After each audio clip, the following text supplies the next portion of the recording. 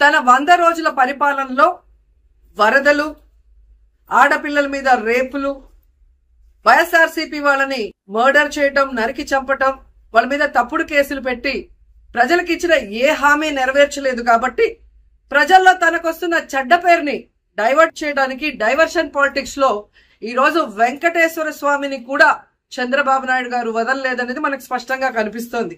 ఎందుకంటే ఆయనకి ఎప్పుడు అలవాటు, ఎప్పుడెప్పుడు ఆయనకి చెడ్డ పేరు వస్తుందో అప్పుడు ఏదో ఒక ఇష్యూని ఆయనే క్రియేట్ చేస్తాడు.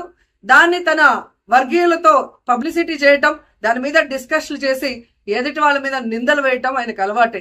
కానీ ఈ రోజు మీరు చూస్తే సాక్షాత్తు టీటీడీలో తిరుమల లడ్డూ మీద ఇంత దిగజారుడుతనంగా చంద్రబాబు నాయుడు గారు మాట్లాడతారని ఎవరు ఎక్స్పెక్ట్ చేయలేదు. ఈ రోజు ఆయన మాట్లాడాక ప్రతి ఒక్కరు కూడా చీకొట్టడం మనం గమనిస్తూనే ఉన్నాం. ఎందుకంటే సాక్షాత్తు చంద్రబాబు నాయుడు గారి కొడుకే చెప్పాడు టీటీడీలో ముఖ్యమంత్రికి ఎటువంటి సంబంధం ఉండదు అని. అలాంటప్పుడు జగన్మోహన్ రెడ్డి గారు ఏదో దగ్గరుండి తిరుపతి లడ్డూలో యానిమల్ ఫ్యాట్ ని మిక్స్ చేయించినట్టుగా ఆయన ఈరోజు ఆరోపించడం ఎంతవరకు సబబని నేను అడుగుతున్నాను. ఒక్కసారి మీరు గమనించండి, చంద్రబాబు నాయుడు గారు ముఖ్యమంత్రి అయిన తర్వాత జూన్ 21వ తేదీ ఈవోగా శ్యామలరావు గారు మరి అక్కడికి రావటం జరిగింది. నెయ్యి వాసన చూస్తూ లడ్డూలో స్వచ్ఛమైన నెయ్యిని మేము వినియోగిస్తున్నామని ఆయన చెప్పడం కూడా మీరు అందరూ గమనించుంటారు. జూలై 6వ తేదీ 12వ తేదీ 2 సార్లు ట్యాంకర్లది టెస్ట్ చేయడం జరిగింది. అందులో వెజిటబుల్ ఫ్యాట్ మిక్స్ అయింది కాబట్టి దాన్ని రిజెక్ట్ చేశాము, దాన్ని వాడలేదు అని శ్యామలరావు గారు చెప్పడం మనం అందరం కూడా గమనించాం. అలాంటిది 2 నెలల తర్వాత ఇప్పుడు చంద్రబాబు నాయుడు టీటీడీకి సంబంధించిన దాన్ని టీడీపీ ఆఫీసులో ప్రెస్ మీట్ పెట్టి ఇలా యానిమల్ ఫ్యాట్ కలిసింది అని ఒక నింద వేసినప్పుడు దాన్ని సమర్థిస్తూ మళ్ళీ శ్యామలరావు గారితో ప్రెషర్ పెట్టి ప్రెస్ మీట్ పెట్టించి ఎలా మాట్లాడిచ్చారో మీ అందరూ కూడా గమనించారు. సాక్షాత్తు నారా లోకేష్ గారే చెప్పారు టీటీడీతో ముఖ్యమంత్రికి సంబంధం లేదు అని. అలాంటప్పుడు జగన్ గారి మీద ఎలా నిందలేస్తారని నేను అడుగుతున్నా. ఈరోజు మీ ప్రభుత్వంలో మీ ఈవో ఉండగా మీరు టెస్టింగ్ చేసిన మిల్క్ లో వెజిటబుల్ ఫ్యాటా ఇంకో ఫ్యాటా ఉంటే దానికి బాధ్యత ఎవరు? శ్యామలరావు గారా, లేదా ప్రభుత్వంలో ఉన్న చంద్రబాబు నాయుడు గారా, లేదా ఎవరు టీటీడీ బోర్డులో ఉన్న మెంబర్సా? సో ఇది ఒకసారి మనం ఆలోచించాల్సిన విషయం. అంటే ఈవో గారు తాను జాయిన్ అయినప్పుడు ఏం చెప్పాడు, ఈ రోజు చంద్రబాబు నాయుడు ప్రెషర్ పెట్టాక ఏం చెప్పాడు అనేది భక్తులందరూ కూడా గమనించాల్సిన విషయం. రెండవది మీరు చూస్తే చంద్రబాబు నాయుడు డైవర్షన్ పాలిటిక్స్ ఎప్పుడూ చేస్తుంటారు. అలాగే ఈ రోజు ఆ తిరుమల కొండ మీదకి జగనన్న అధికారంలో ఉన్నప్పుడు మోడీ గారు వచ్చారు, అమిత్ షా గారు వచ్చారు, ఎక్స్ సీజే రమణ గారు వచ్చారు, ప్రెసెంట్ సీజే గారు వచ్చారు. అంతెందుకు చంద్రబాబు నాయుడు ఫ్యామిలీతో సహా వెళ్ళాడు, పవన్ కళ్యాణ్ గారు వెళ్ళారు.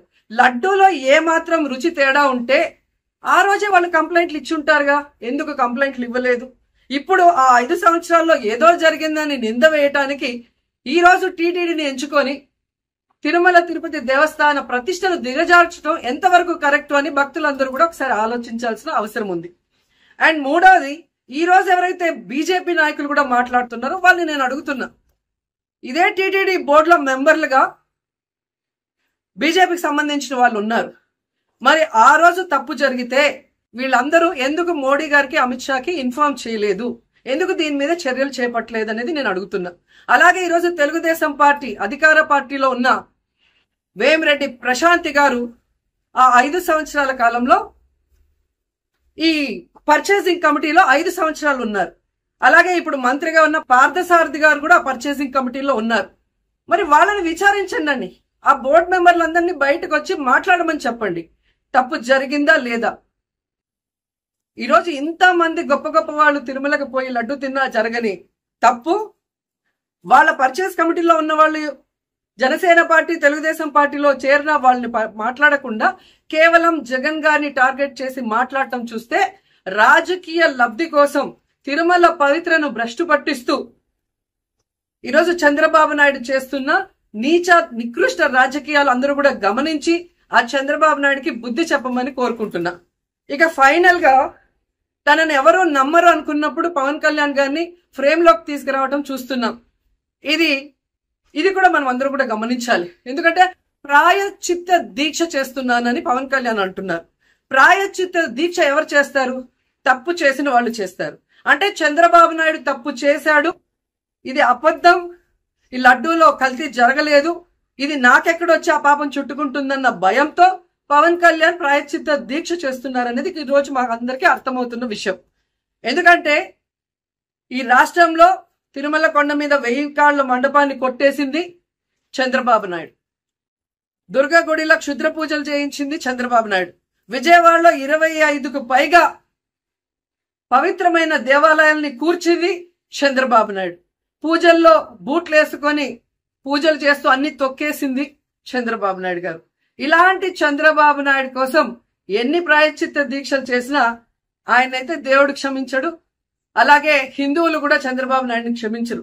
ఆ పాపం నుంచి తప్పించుకోవడానికి పవన్ కళ్యాణ్ చేస్తున్న ఈ 11 రోజుల ప్రాయశ్చిత్త దీక్ష పవన్ కళ్యాణ్కి మాత్రమే పనికొస్తుంది. కాబట్టి ఇకనైనా తిరుమల తిరుపతి దేవస్థానాన్ని అడ్డం పెట్టుకుని జగనన్న మీద దుమ్మెత్తి పోసే కార్యక్రమాల్లో ప్రతిష్టగా దిగజారిస్తే తిరుపతి అమ్మాయిగా నేను ఊరుకునేది లేదని కూడా ఈ సందర్భంగా తెలియజేసుకుంటున్నాను.